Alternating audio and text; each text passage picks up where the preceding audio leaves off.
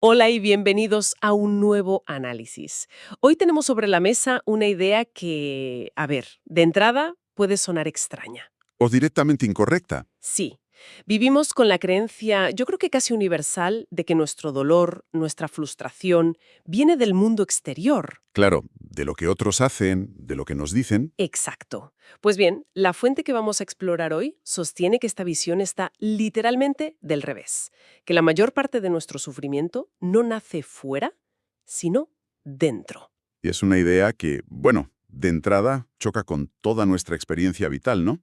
El instinto más básico, cuando sentimos dolor, es buscar la causa fuera, señalar. Totalmente. Y este texto nos pide que giremos 180 grados, que miremos para adentro. Es una propuesta exigente. Muy exigente. Hoy vamos a sumergirnos en un texto fascinante titulado La cartografía invertida del sufrimiento. La misión es desentrañar cómo esa estructura psicológica que llamamos yo proyecta su propio dolor. Y lo hace hacia el exterior. Sí, pero no por maldad o por error, sino como un puro mecanismo de supervivencia. Y ese análisis nos invita a cuestionar la raíz misma de nuestros conflictos. Vamos, desde una discusión de pareja hasta la ansiedad que sentimos en el trabajo. Claro. El texto argumenta que la pregunta clave no es qué nos hace el mundo, sino cómo interpretamos el mundo a través de un paisaje interno que ya existe dentro. Antes de todo. Vale, vamos a desgranar esto, porque es la base. La primera idea clave es la del mapa al revés. ¿Eso es? Explica que antes de que ocurra nada, una conversación, un evento, una simple mirada, la persona ya carga con un equipaje. Ya viene de casa con él. Totalmente. Inseguridad, expectativas que ni siquiera sabe que tiene, miedo aprendido, una autoimagen súper frágil. En cierto modo, la herida ya está ahí, latente. Exacto. Es como, no sé, como intentar navegar por Madrid con un mapa de Barcelona. Sí, buena analogía. Llegas a sitio seguro, pero nunca a donde querías ir. Y lo más probable es que acabes frustrado, echándole la culpa a las calles de Madrid, a las señales, Al tráfico. al tráfico, claro, sin darte cuenta de que el problema es que usas el mapa equivocado. Esa es la cartografía invertida. Un mapa donde lo interno se vive como externo. Justo. Mi miedo se convierte en esa persona me intimida. Mi inseguridad se convierte en esa situación me da ansiedad. Lo externo pasa a ser, erróneamente, el origen del dolor. Me gusta mucho esa analogía. No es que el mundo nos haga daño, es que activa un daño que ya llevábamos puesto. Uf, espera. Es potente, ¿eh? Ya solo esta idea es muy intensa. Da un poco de vértigo pensar que lo que consideramos nuestra reacción natural es en realidad una interpretación basada en un mapa defectuoso. Da vértigo porque le quita el poder al mundo exterior y nos lo devuelve. Pero no como un tú puedes con todo, que nos gusta mucho, No. sino como una responsabilidad de observación. El texto sugiere que no somos víctimas de las circunstancias, sino de nuestras interpretaciones no examinadas. Vale, entiendo la premisa, pero para entender por qué usamos ese mapa al revés, supongo que primero tenemos que entender al cartógrafo, que es ese yo que necesita tanto protegerse. Esa es la pregunta del millón, y el texto le dedica un buen espacio. Porque sin entender la naturaleza de ese yo, todo lo demás parece un juego de palabras. Aquí es donde la cosa se pone de verdad interesante.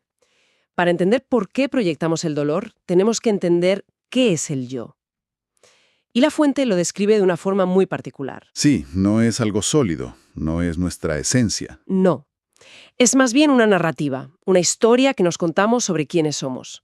Una imagen interna y sobre todo un impulso de preservación psicológica. Como el software de un personaje en un videojuego. Eso, diseñado para mantener al personaje vivo en la partida. Y esa narrativa es su única garantía de existencia.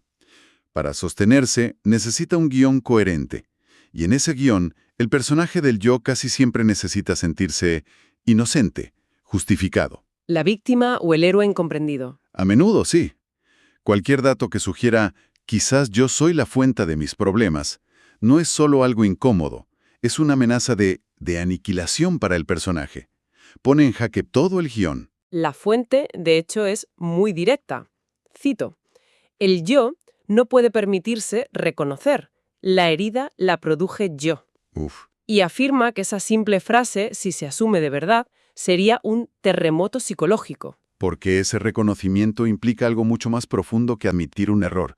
Implica ver que eso que llamamos yo no es un director de orquesta consciente, Claro. sino más bien la suma de reacciones automáticas, condicionadas, casi mecánicas. Y ese terremoto es lo que sentimos cuando alguien nos dice, el problema eres tú. Esa reacción visceral, esa negación inmediata. No es lógica, es el software de supervivencia del yo activando todos sus cortafuegos para proteger la ficción, amenaza su propia existencia como entidad con control. Es como si el personaje de una novela se diera cuenta de que es solo tinta en un papel. La ficción se desmorona. Exacto. Entonces, si el yo no puede admitir su papel, ¿qué hace? ¿Cómo se defiende? Ahí entra en juego su arma principal, su movimiento más rápido y eficaz, la proyección.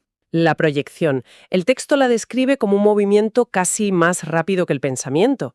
Y subraya algo importante. Ocurre en milisegundos. Antes de que la conciencia pueda intervenir. Sí, no es una decisión, es un reflejo condicionado. Y es increíblemente sutil. Pensemos en una situación típica. Alguien está contando algo con entusiasmo y su pareja mira el móvil un segundo. ¿Vale? Dentro de la primera persona surge una sensación, un pinchazo, un vacío que viene de una vieja herida de no sentirse importante. Ya. El mecanismo del yo no puede procesar esto como, atención, ha aparecido mi herida de inseguridad.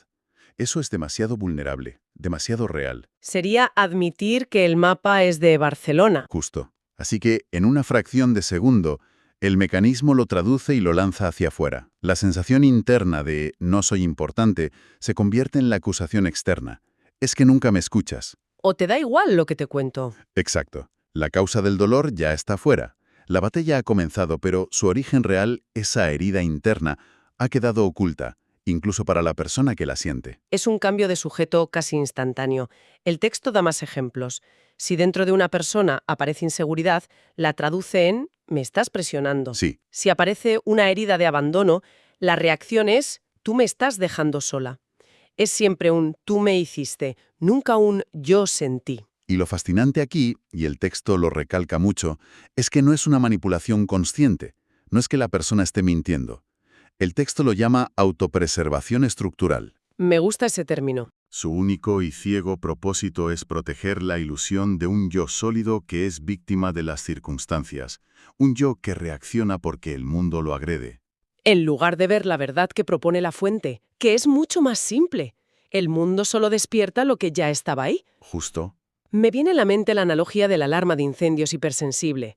El problema no es el humo de la tostada, sino la sensibilidad de la alarma. Es perfecta esa analogía. Pero la alarma, para proteger su existencia como un sistema correcto, le echa la culpa a la tostada. Totalmente. Y creo que ese es el punto más difícil de aceptar, porque va en contra de nuestra idea de libre albedrío. Nos gusta pensar que elegimos nuestras reacciones. Claro, Y la fuente nos dice que, en estos casos, la elección ya ha sido tomada por un mecanismo de supervivencia antes de que nos demos cuenta.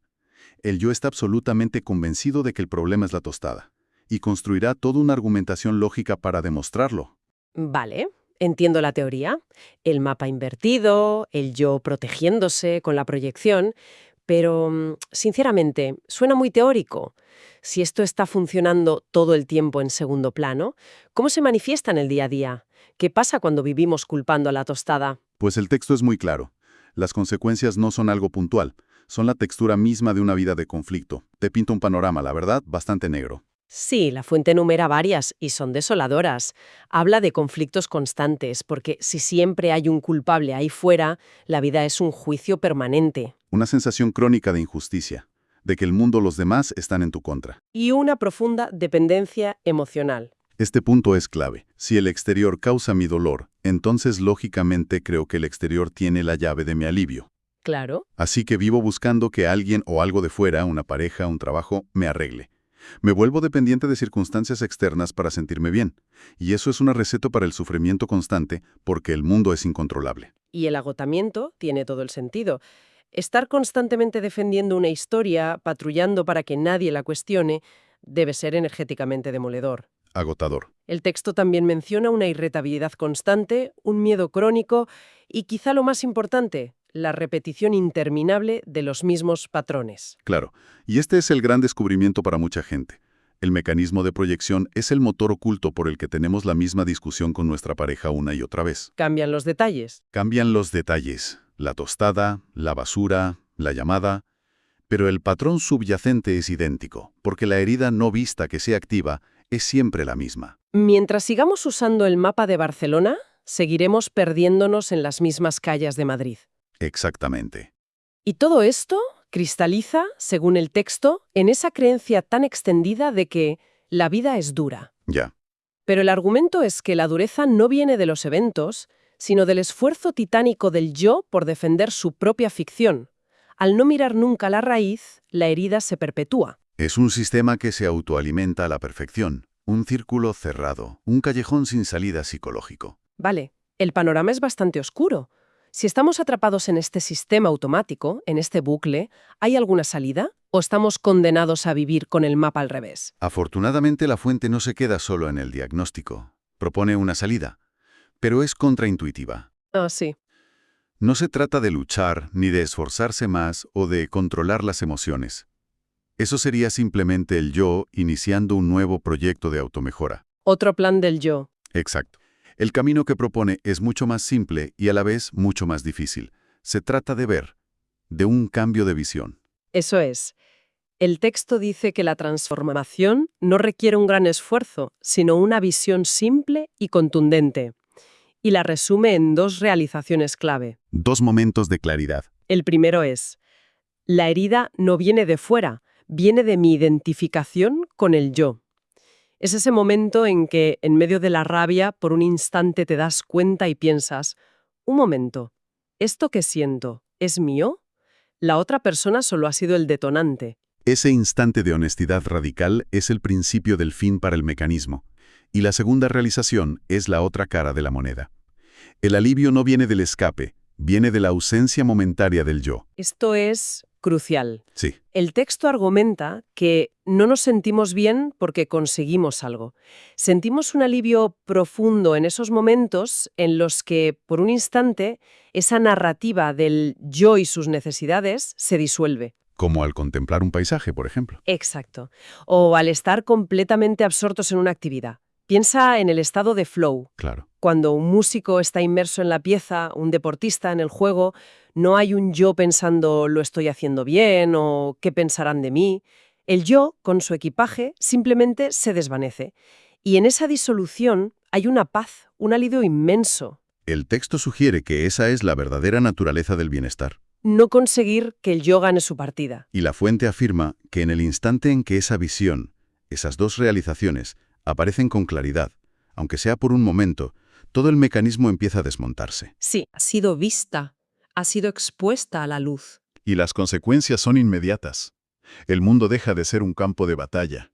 Los demás dejan de ser los responsables de nuestra historia interna. ¿De nuestro bienestar o malestar? Exacto. El sufrimiento pierde su continuidad, porque su motor, que es la proyección inconsciente, ha sido desenmascarado. Ya no puede operar en la oscuridad. Es como si de repente, después de toda una vida usando el mapa equivocado, alguien te lo girara y te mostrara que lo leías al revés. Ya no tienes que esforzarte. No, simplemente, al ver el mapa correctamente, el camino se vuelve evidente. La relación con la vida cambia desde su centro. Ya no se trata de reaccionar, sino de comprender. Una transformación que, como dice el texto, no nace de la lucha, sino de la claridad. Del sufrimiento. Sí. La tesis es que el dolor psicológico que sentimos no es, en su mayoría, una agresión del mundo, sino una proyección del propio yo para proteger su frágil estructura. Y aquí es crucial entender el punto final. Aquí es donde mucha gente se equivoca. Piensan, vale, el yo es el enemigo, tengo que luchar contra él. Y eso es, irónicamente, La estrategia definitiva del yo. Crear un nuevo proyecto o una nueva guerra santa que dirigir. El texto es radical en esto. No hay que hacer nada. Solo ver. ver el mecanismo en acción. En una misma. Exactamente. Ver que el yo proyecta porque estructuralmente no puede sostener la verdad sobre su naturaleza mecánica. Ver, sin juicio, cómo surge la herida y cómo la mente la lanza hacia afuera. Esa observación desinteresada, sin intentar cambiar nada. Es lo que le quita el combustible al mecanismo. Hay una frase final en la fuente que me parece muy potente para cerrar. Dice, la visión disuelve la estructura, la comprensión deshace el mecanismo. Es preciosa. No es la lucha, no es el esfuerzo, es la claridad por sí misma la que corrige el mapa. La luz simplemente desplaza la sombra. Y el texto concluye con una afirmación que te deja pensando durante días. Dice que cuando esto se ve con claridad, por primera vez, el dolor deja de tener autor y la vida deja de tener enemigos. Uf, Y esto nos deja flotando con una reflexión casi vertiginosa. Si la gran mayoría de nuestros conflictos nacen de esta proyección, ¿cómo sería moverse por el mundo desde un lugar donde el mapa ya está corregido? ya no te relacionas con un enemigo potencial o un salvador potencial, sino ¿con qué? ¿Qué queda de nosotros, de nuestras relaciones, cuando esa reacción automática de culpar y defenderse se detiene? Ahí lo dejamos.